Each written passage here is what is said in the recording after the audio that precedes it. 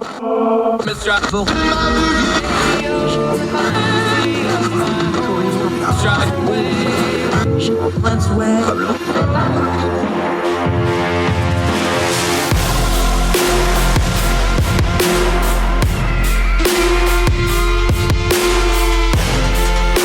host, Andrew Donaldson. This is Heard Tell. Welcome back to Heard Tell. One of my favorite guests we have, because I love talking big picture stuff that all starts with the very simple thing of what you yourself believe. God forbid we talk about that sort of thing. He's a great writer. He's also a pastor up in the Minneapolis-St. Paul area. Dennis Saunders, great to have you back on the program, sir. How are you? It's good to be back. It has been a while. It's been way too long, my friend. Yeah. Folks will notice you and your voice because they hear your various podcasts and stuff. We're happy to platform and advertise those right here. You just did this started out as a sermon, and then you wrote a piece about it, and then you were talking about it on your podcasting stuff too. This is a big picture thing, but I think it gets to the heart of a lot of the politics. You're talking about a lack of hope that people have. Now, I could lay out a lot of charts here in a hurry, how things have changed over the last, let's just take my lifetime, last 20, 30, 40 years. Church attendance is down. Civic organization participation is down. Cultural strife is up. Mm-hmm. Political discord is up. Those four things are connected. There's nobody that's going to convince me that those aren't connected. And it's not that everybody has to go to church, although, you know, we share a faith and that sort of thing. Civic organization, a church, something. You know, psychology talks about having that third place, not home and not work, that is part of your identity, that gives you, you know, a good tripod of support on who you are as a person. That sort of stuff gets to you talking about hope, because I think as we see our politics get more and more out of hand, I think people are going to politics and culture for that third thing, and it's not having good repercussions for our country. Is that kind of where you're seeing this as well? Yeah, it is. I think one of the things that I've really been noticing a lot lately is a lack of hope.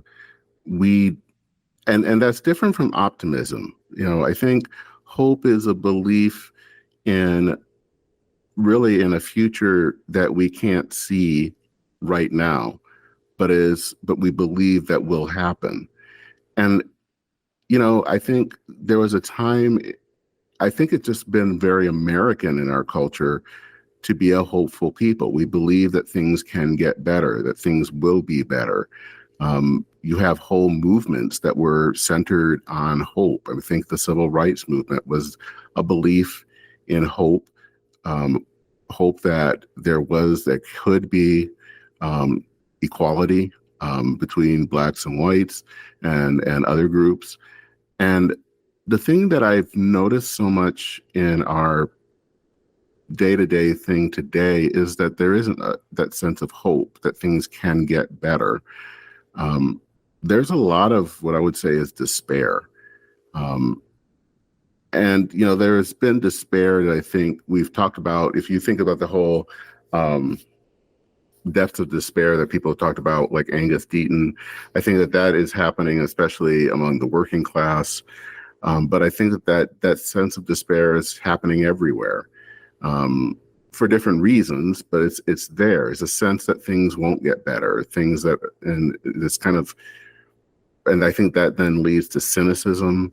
And when we kind of make, as you've talked about, these lack of third places, and then trying to make things like politics and culture that third place, is that in some ways is putting the cart before the horse. Because politics, I don't think, can by itself bring hope. And in fact, you can get so mired into politics that it becomes despair or cynicism. And it's about how you can prevent the other side from doing what they're doing than it is about how do we have hope that things can get better, that the other side also has something worth listening to, and that we can work towards something that can create a better future. And I think that has been that is missing in our American, especially American discourse. And I think that has, to me, dire implications for our society. Yeah, Dennis Sanders joining us. You have a great point in here. You quote some theologian on this, but this is such a good point because it says, and this is in his Substack. We're going to link to his Substack. Make sure you subscribe to that. I do. Instead of extrapolating the present, hope is about a future that has nothing to do with the present. Mm-hmm. That's a quote from the piece and from the theologian Rolf. The problem is politics and culture war is the exact opposite of that. It's all about the present. It's taking the present and looking outward. This is the definition of looking through the world through the wrong end of the telescope. It blurs it, it distorts it, it makes things that are further away seem closer than they are, and vice versa. When I read that quote, that's where I get into this thing with hope is like, no, your hope, I don't want to get overly spiritual here, but there's a Bible verse for this, faith, the things that are not seen, that thing beyond this present moment. Mm-hmm. We had a term in the military a lot. We talked about guys that are just ate up. Like they just can't see anything other than that thing right in front of them all the time, whether it's ambition or whatever. They're just ate up with it and they can't get past it. And there's so much of that in our politics. And I think it comes from this very concept right here is that, and you talked about hope just a minute ago, hope cannot be whatever the immediate issue is or whatever your immediate feeling or your immediate emotion or your immediate pain level or your immediate joy. Joy can take you down a bad path in a hurry too if you don't keep it in proper context. And that quote really hit it for me. It's like so much of what's wrong with politics is when you just lose that perspective of no, you're just stuck in the moment and you can't get out of it. Yeah, I think we have a problem with presentism. We are stuck in what we can see, and not really in kind of what I would say is a transcend. Because I think hope is transcendent. It's something beyond ourselves, and it's beyond what is the present. And right now, I think both of our politics, whether that's liberal or conservative, is only stuck in the present moment. We can't see beyond that. And what happens, I think, when you can't see that there can be something better, that there's other ways to do things, is that you start to, see the other side, not necessarily as a fellow person, but as the enemy. It's willingness to kind of do what you can to win at all costs. It doesn't matter, whatever kind of things are constitutional or not. It just becomes this kind of winner take all game. And I think that is something that in some ways is a little different for us as Americans, because I think in the past we have always been a hopeful people. I mean, we've always been an optimistic people, but I think we've also been very much a hopeful people, that things could get better, that there is a better future out there that we can't necessarily see. I think that it's that hope that would allow people to immigrate from places and other parts of the world to come and be a part of America. And that is gone. And when you have that, it becomes, our politics, I think, becomes a lot more rougher and meaner. And as I say in the article, at least when I added a new part to it, I think in some ways the loss of hope on all sides is why we have people like Donald Trump. Is that it's a reflection of our culture and where we are right now.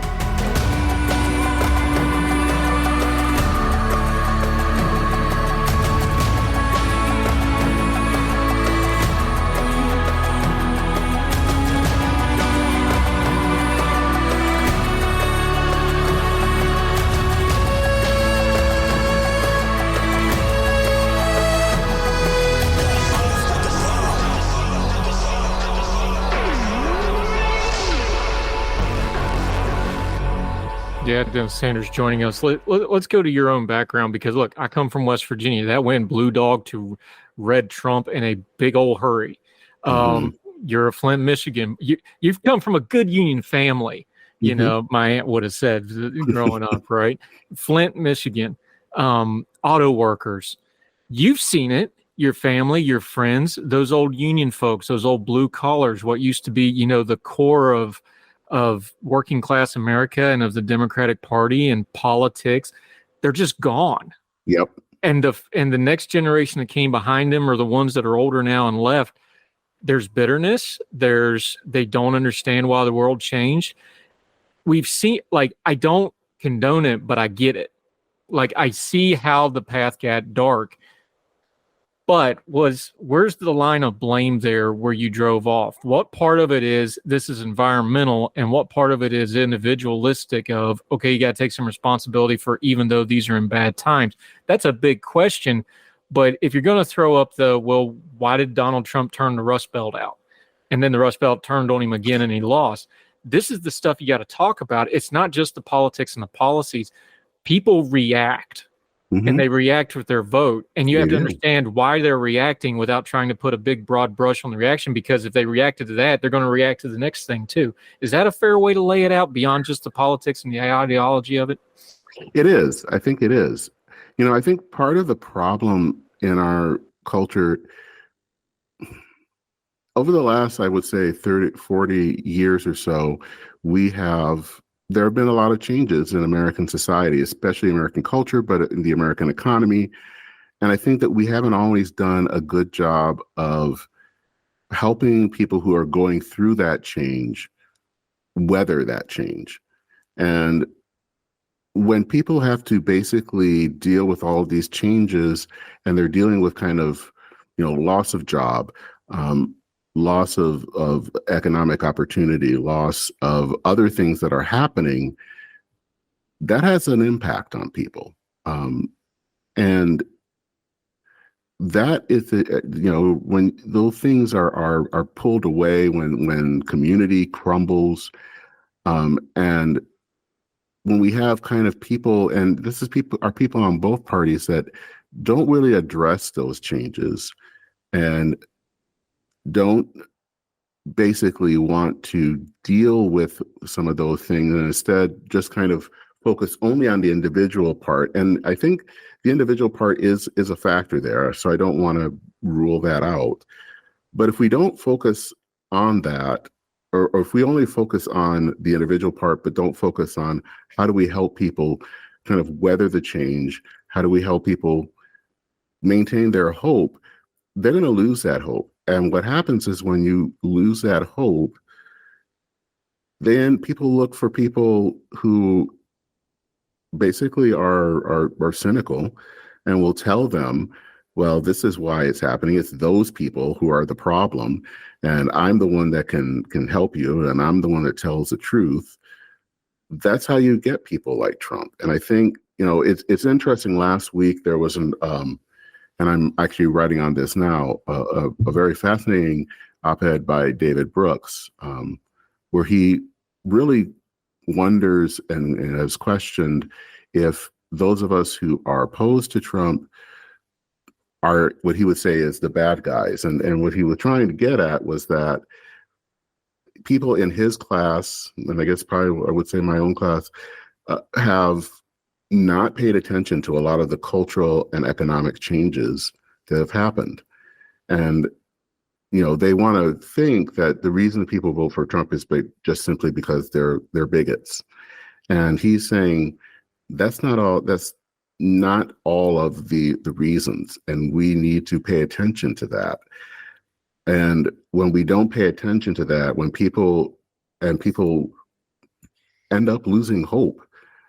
And I think that is what causes things like the rise of Trump. And I think that is what can put our democracy in danger. Trump is the result of problems. He is not the problem itself. And that means that we have to look at what is causing this, what are causing people to make these decisions. And that doesn't mean that they don't have any agency or that they don't have any blame. but it does mean that we have to understand why this is happening. Because if we don't, then we're just going to end up in the same situation, if not worse. Yeah, Dennis Saunders joining us. I'm glad you brought up the Brooks thing because a lot of people gravitated to that, both for and against it. Mm-hmm.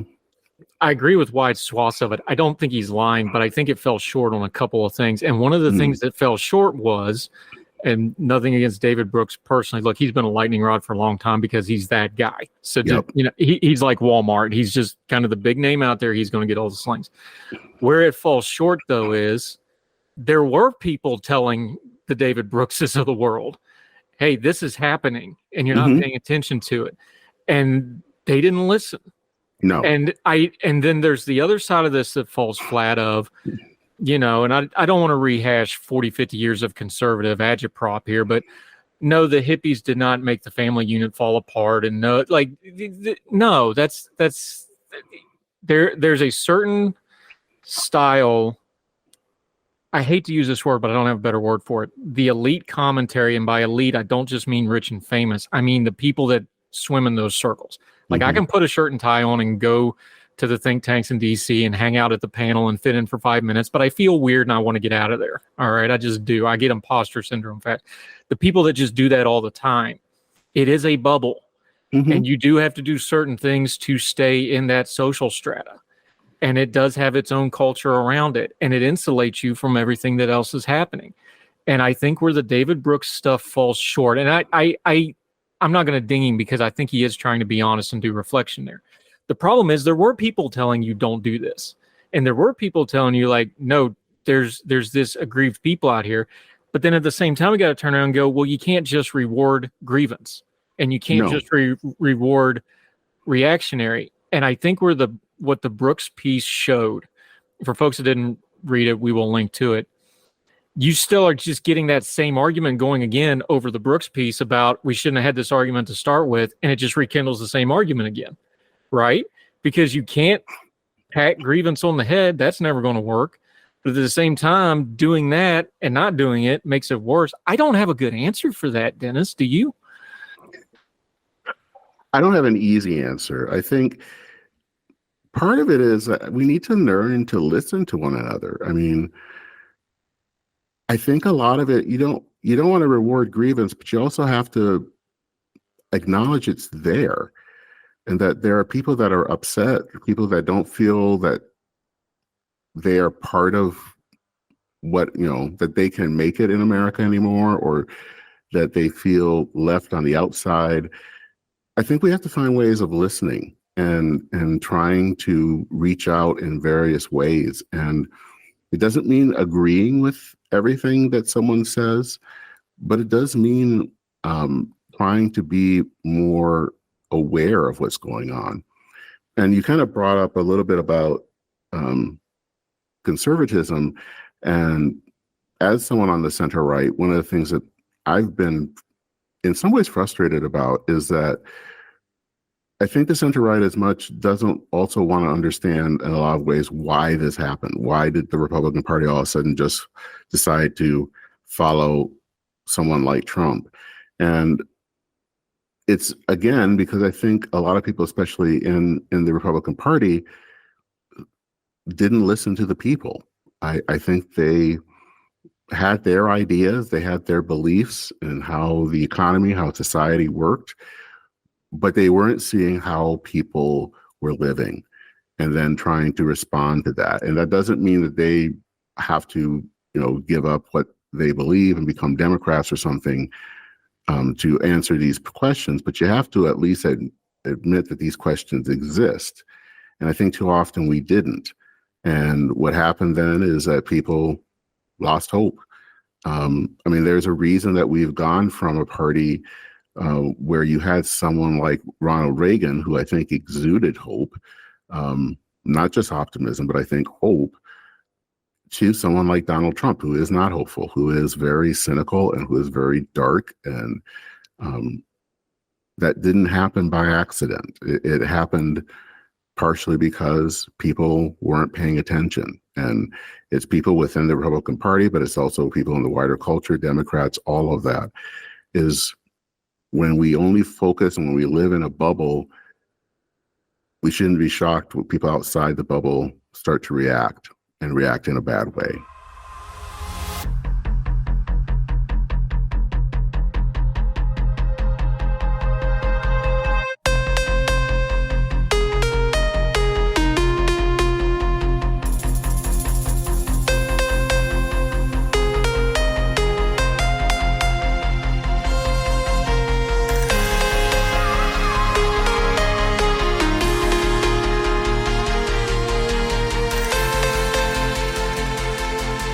Yeah, Dennis Saunders joining us. I forget who first wrote it. I'm going to crib it, so credit to whoever said this first. But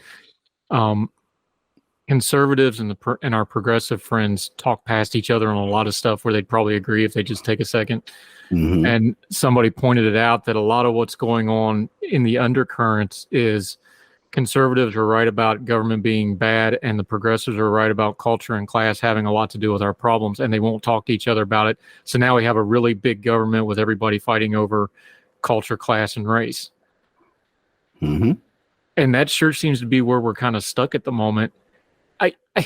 My friend Brent Orrell put out a tweet the other day, and he said, and he's older now. He's 10 years older than us, give or take.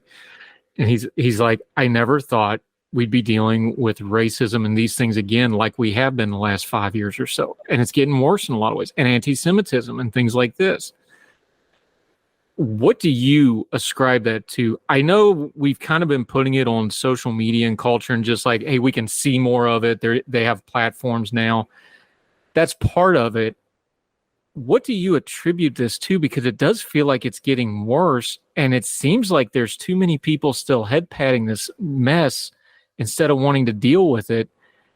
What do you stick it to? Why does it seem like it's getting worse? Are we just seeing it more on social media, or are people digging in on some really bad stuff that they shouldn't believe in? I think people are digging in on some bad stuff. It's tribalism. It's the sense that there is this side, there is that side, and I'm going to dig in on my side, that we're no longer have kind of shared values in some ways that says that this is something that we believe is right, or this is something we believe is wrong. I also think it's a bit of a sense of, and I don't know, hopefully this doesn't come across as a cheap shot, but I think especially for people on the right, there have been for many years people that were progressives that were always calling every conservative for any reason a racist. And I think for some of them, they just decide, okay, well, if you're going to think I'm a racist, I'm just going to be that. And so I think that's part of the thing. But I also think it's a sense of just not, I think that there's also been much more a sense of a permission culture now, that where in the past, 20 years ago when I think Trent Lott said something that to this day, I don't know if he meant it the way he said it about Strom Thurmond, or he was just stumbling over his words, but he basically lost his leadership because of something he said that sounded like in support of segregation. We don't have that type of a culture anymore that, you can judge whether that was an overreaction, but I think the belief was that was wrong, or something wasn't right about it. And I think now, we've become so entrenched in our beliefs and so tribal in our beliefs and so polarized that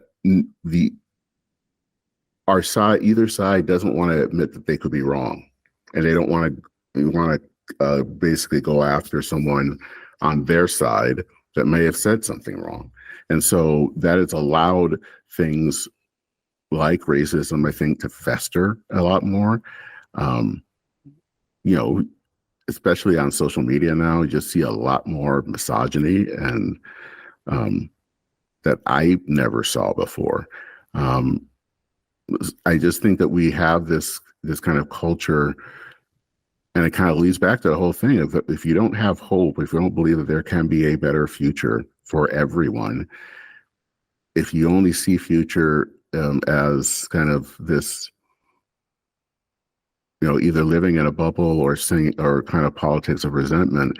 It just becomes this kind of dog eat dog, and it's a tribal thing, and you end up with things like what we saw in Montgomery, Alabama, where whites and blacks are just beating up on each other.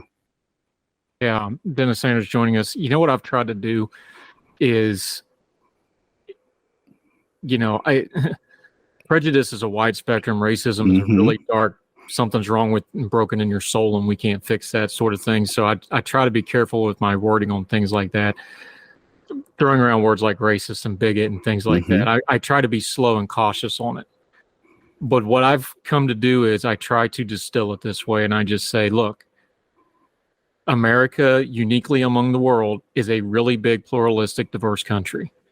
And it's getting more so. All you have to do is go read the last census. It's getting more diverse. You're either okay with that or you're not. And so much of this stuff, when I really get in a tough spot with, I was like, is this person okay with having a big, pluralistic, diverse society where everybody has as much freedom as possible? That's now my standard that I apply. You're either okay with that or you're not. And it's going to happen whether those people like it or not that are against it. That's the standard now. It's like, are you okay with that? And I've gotten to where I just want to start blatantly asking people, like, are you okay with us having a diverse, pluralistic society? Because it's going to be whether you like it or not. So folks either got to adapt to that or you don't. And I think people are realizing this country's diversifying, and the people that can't handle it are getting louder about it. And because I think it's setting in that, no, it's not that way. And I think a lot of folks, they're just starting to realize that their corner of the world isn't as big as they thought it was. But that's the standard I'm applying now. I'll give you the last thought on it. Yeah, I think that there is something to that. I think, and I think, though, it brings up the other question, though, is how do we deal with that? Because I think too often what happens, though, is that we just kind of leave it at, well, you're a bigot, and that's it. And we don't want to have anything to do with you. So, and I don't think that that's helpful, especially if this is a growing number of people out there. So we can't kind of ignore them. We can't, as you said, pat them on the head. But I think we have to listen to them. And I think we have to find ways of helping them to understand, what does it mean that America in some ways has always been a pluralistic society, more so than many other nations, and that they're going to be okay. That, this is not going to be some kind of, that their lives are in danger or something. Will that work? I don't know. But I think that we have to we have to do more than simply kind of just say that people are bigots and shut them out. Because I think that approach isn't working. It hasn't worked. And I think it can kind of exacerbate the problem. And again, I'm not certain how it will work. And will it change minds? I don't know. But maybe it's my sense of hope that I want to believe people can. And that people can change, and people can change their minds. Because if we don't believe people can change their minds, then we're just basically back to where we started, living without hope.